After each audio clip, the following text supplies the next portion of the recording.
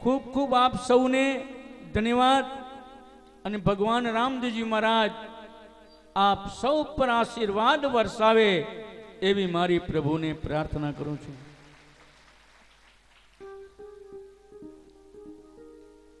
હે પુણ્યવાનો,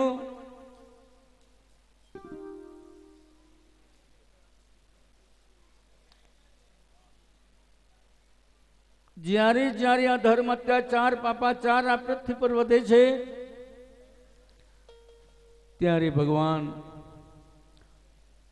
આ ભારત વર્ષની પાવન ધરણી પર અવતાર ધારણ કરે છે। આ પૃથ્વી પર અનંત અવતાર થઈ ગયા। એમાં 1461 ની સાલમાં પોખરણમાં રાજા અજમલજી અને માતા મિણલદે જેમણે એમના જીવનમાં એવી ભક્તિ કરી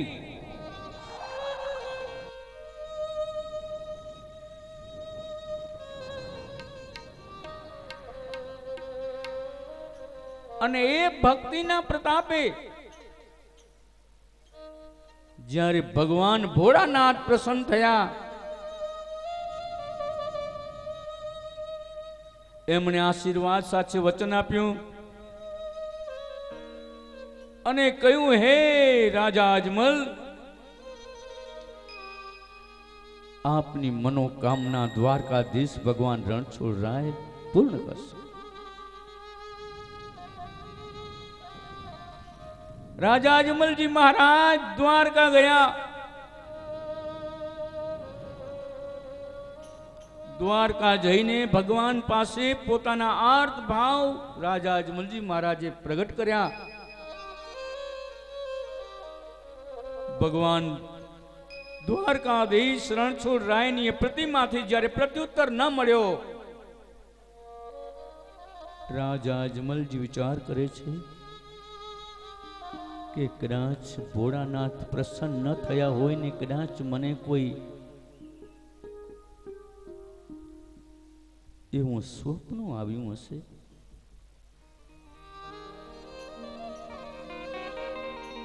પણ નહીં, મને વિશ્વાસ છે મારા ભોળાનાથે મને વચન આપ્યું છે અને હે દ્વારકાના નાથ, હું તમારા ચરણ અને શરણમાં આવ્યો છું।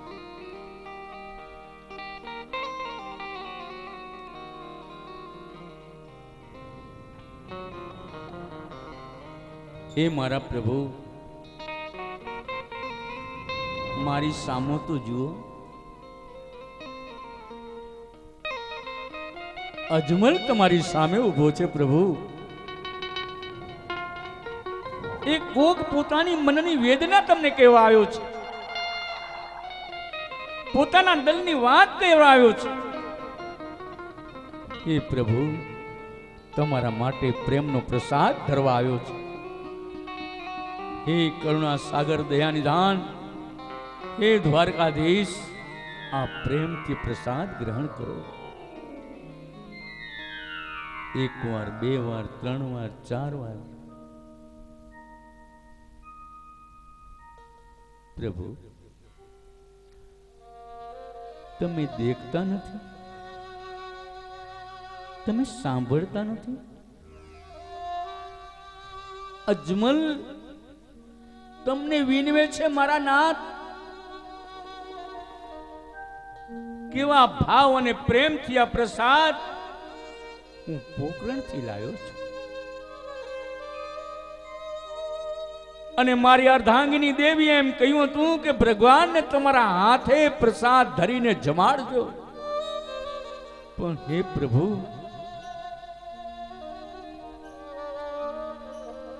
તમે આ ભાવ અને પ્રેમને કદાચ સમજ્યા નથી। હે દ્વારકાધીશ, આજ અજમલ તમારી સામે બે હાથ જોડીને ઉભ્યો છે। નાથ, એક વાર તો એક, અને તે છતાં પ્રત્યુત્તર મળ્યો। રાજા અજમલજી મહારાજ એક પછી એક લાડવાનો ઘા દ્વારકાધીશ રણછોડ રાયજીની મૂર્તિ પર જ્યારે કરવા લાગ્યો, આલે આલે આલે, અને છેલ્લે ગંગાની જળની ભરેલી જાળી હતી એ લઈ અને જાળી ભગવાન દ્વારકાધીશના મસ્તકમાં ફટકારી. આ છે ભગવાન અને ભક્તનો ભાવ. જેવા ભાવ તેવા થયા ભક્તો માટે, ભગવાને કેવા કષ્ટો સહ્યા ભક્તો માટે. ત્યારે ગુગળીઓએ કહ્યું, ક્યાંથી પધારું છું પોકરા?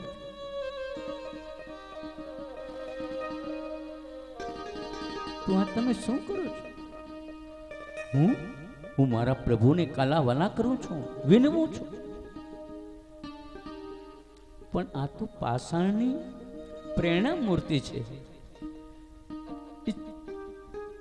તમારે પ્રત્યક્ષ દ્વારકાધીશ ભગવાન રણછોડ રાયને જો મળવું હોય તો એ રત્નાકર સાગરમાં. તો પથ્થરની પ્રતિમા છે. અસલ દ્વારકાધીશ ભગવાન રણછોડ રાય રત્નાકર સાગરમાં બિરાજે છે, તો એ ક્યાં છે?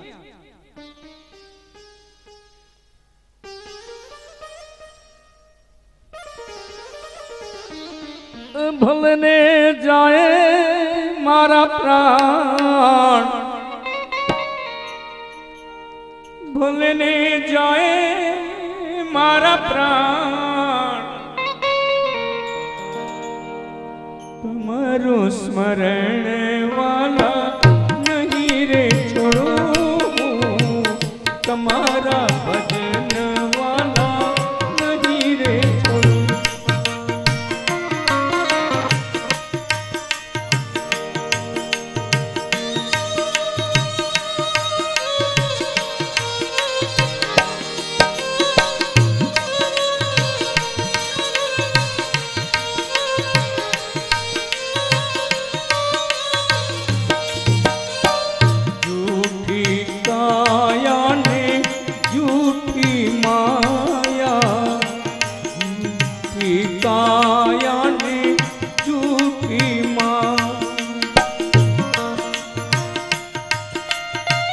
ઘડી તડકોને ઘડી છાયા, તમારું સ્મરણ વાલા નહીં રે છોડું, તમારા ભજન વાલા નહીં રે છોડું.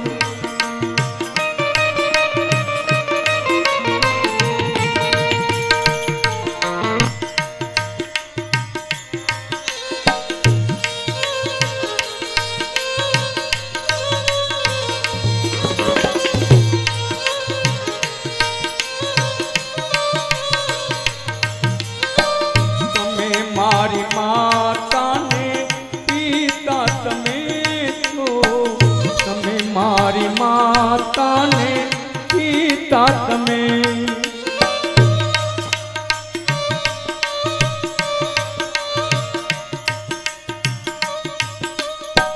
તમે મારી માતાને પિતા તમે છો,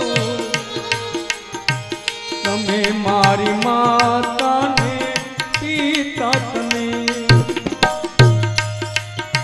તમે મારા તારણહાર, તમારું સ્મરણ વાલા નહીં રે છોડું, તમારા ભજન વાલા નહીં રે છોડું. ભલે ને જાય મારા પ્રાણ, તમારું સ્મરણ વાલા નહીં રે છોડું, તમારા ભજન વાલા નહીં રે છોડું. જય રણછોડ, જય રણછોડ, જય રણછોડ.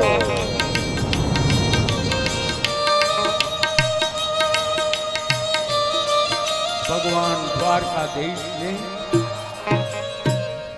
પ્રગટ થવું, કારણ ભક્તનો પુકાર છે. અને જ્યારે જ્યારે ભગવાનને ભક્તોએ પુકાર્યા છે, યાદ કર્યા છે, ત્યારે ત્યારે મારા નાથને ઉઘાડા પગે આવવું પડ્યું છે બાપ, ઉઘાડા પગે. તમે એક વખત ભગવાન સમીપે કદમ ભરજો, હું વિશ્વાસથી કહીશ કે 99 કદમ ભગવાન તમારી સમીપ આવશે.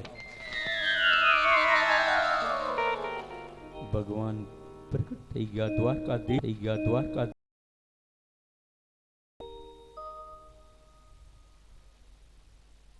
આ સંક્ષિપ્તની વાત ચાલે છે સમયાધીન.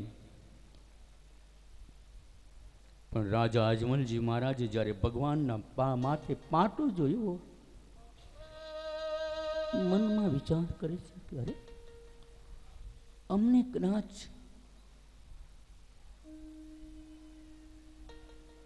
દુઃખ, દર્દ અને પીડા હોય, પણ સાક્ષાત ભગવાનને પણ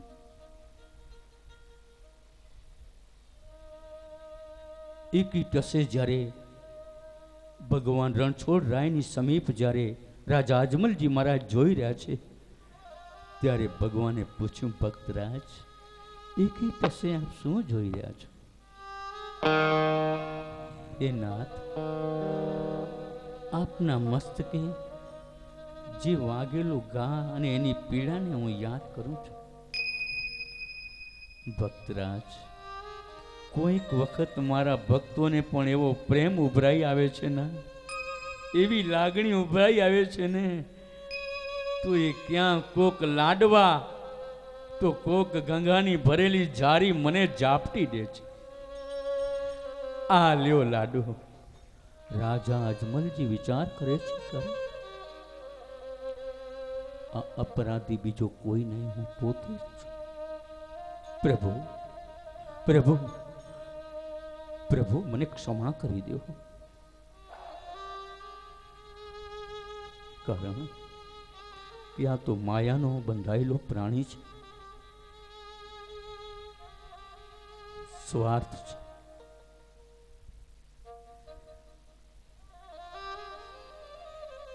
પણ હે જગતના નાથ,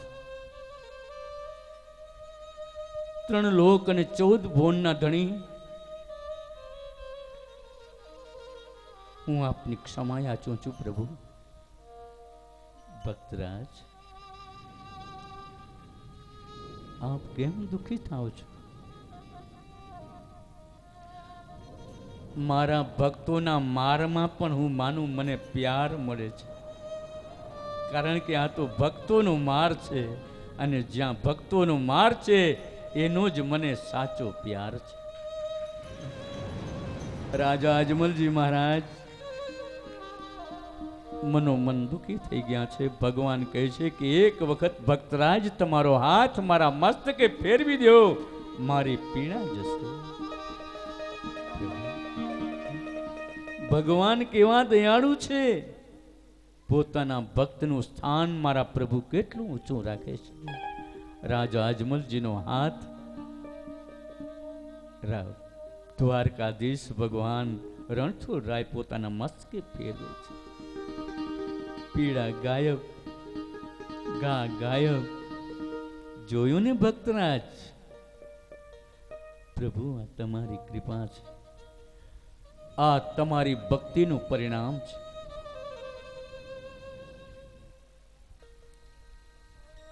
ભગવાન એક દિવસ ધ્યાનસ્થ છે,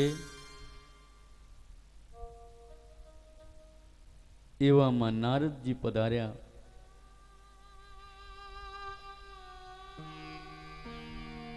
નારદ વિચાર કરે છે કે 3 લોક જેનું ધ્યાન કરે, તો એ 3 લોકના ધણી કોનું ધ્યાન કરે છે? નારદે વીણા ઉપર હાથ મારે, નારાયણ નારાયણ નારાયણ. ભગવાન પોતાના ચક્ષુ ખોલ્યા, અને ત્યારે નારદે એટલું પૂછ્યું કે પ્રભુ, આપ કોનું ધ્યાન કરો છો?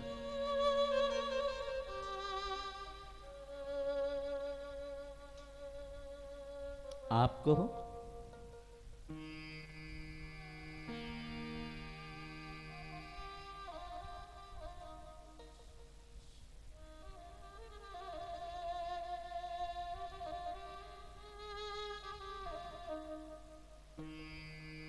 આપથી આ 3 લોક અને 14 ભુવનમાં કોણ મોટા છે કે જેનું આપ ધ્યાન કરો છો? શંકર ના, શંકરને તો કૈલાસ ને પર્વતની સાથે રાવણે ફેંક્યા હતા.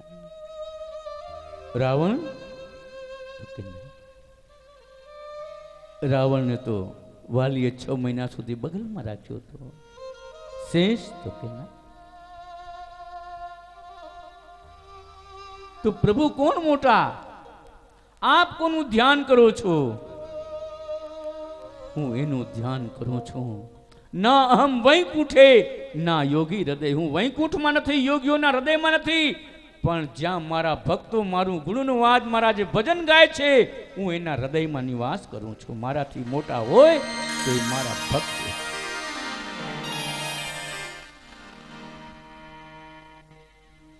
ભગવાને રાજા અજમલજી મહારાજને એટલું ઊંચું સ્થાન આપ્યું છે. અને પછી મનની વાત તો પ્રભુ જાણતા હતા. એક ફૂલ આપીને કહ્યું કે તમારી ઈચ્છા પૂર્ણ થશે. એમ નહીં પ્રભુ, હજી મારે માગવાનું બાકી રહી ગયું છે. કારણ કે મારે તો એવા પુત્ર રત્નની જરૂર છે કે જે પુત્ર રત્ન ધર્મની સ્થાપના કરી શકે, ભૈરવનો સંહાર કરી શકે, અધર્મીઓને તારી શકે.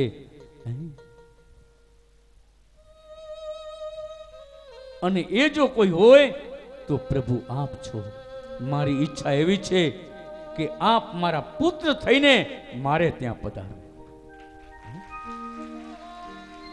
અને ભગવાન રણછોડરાયે એમને વચન આપી દીધું, જાઓ રાજા અજમલ, આ મારું વચન છે. જે પહેલા સંતાન થશે, માના પેટે જન્મ ધરીને આવશે, એનું નામ રાખજો વિરમદેવ. અને હું અવતાર ધારણ કરીને આવીશ. સાહેબ સભી કા બાપ है बेटा किसी का नहीं. साहेब सभी का बाप है बेटा किसी का नहीं. और बेटा होके अवतरे वो साहेब नहीं. ભગવાન રામદેવજી મહારાજ સ્વયં અવતાર ધારણ કરીને ભાદરવા સુદ 11ના દિવસે પધાર્યા હતા. અને એ દિવસે પ્રભુએ અવતાર લીધો હતો. અને હવે પછીનો આપણે આગળ ચલાવીએ. સેવા બંદગી. પણ તે પહેલા આપણા આજ ખાસ અતિથિ વચનનું કેવું પ્રમાણ હોય છે કે પ્રાણ જાય પણ વચન ન જાય. અને સાહેબને મારા દિલથી હું બિરદાવું છું કે જનની જણે તો ભક્ત જણકા દાતાર કા સુર, નહીં તો રેજે વાંજણી મત ગુમાવીશ તારું નૂર. અને હું તો કહું કે એ જનેતા જન્મ દે તો આવા જ સપૂતને જન્મ દેજે બાપ. આવા હું વિનંતી કરીશ સાહેબ આપને 1-2 મિનિટ આપ પધારો અને આપનું અભિવાદન અમે કરીએ.